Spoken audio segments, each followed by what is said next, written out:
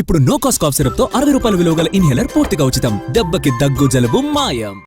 కొవ్వూరు మాజీ ఎమ్మెల్యే ఇంటిపై దాడికి యత్నించిన ప్రశాంతిరెడ్డిపై హత్యాయత్నం కేసు నమోదు చేయాలని డిమాండ్ చేశారు వైసీపీ నేత అనిల్ కుమార్. 200 మంది కత్తులు గడ్డపారలతో దాడి చేయడానికి వెళ్లారని తెలిపారు. నెల్లూరులో ఏం జరుగుతుందో జనం చూస్తూనే ఉన్నారని అంటున్నారు అనిల్.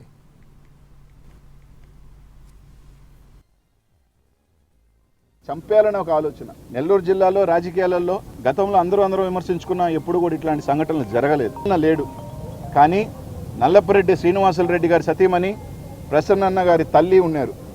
దాదాపు 80 పైచీలకైన వయసు పడిపోయిన పెద్దామె.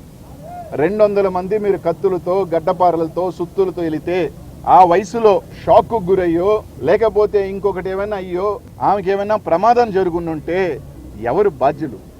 దీనికి సంబంధించి మేము ఒకటే డిమాండ్ చేస్తూ ఉన్నాం. దీనికి సంబంధించి ఖచ్చితంగా కొవ్వూరు శాసనసభ్యురాలు ప్రశాంత్ రెడ్డి గారు, నెల్లూరు పార్లమెంట్ సభ్యుడు వేమిరెడ్డి ప్రభాకర్ రెడ్డి గారి మీద, అలాగే దీనికి సంబంధించిన అనుచరుల మీద ఎవరైతే పాల్గొన్నారో 150 మంది కానీ ఎవరైనా కానీ ఖచ్చితంగా హత్యాయత్నం కేసు నమోదు చేయాల్సిందే.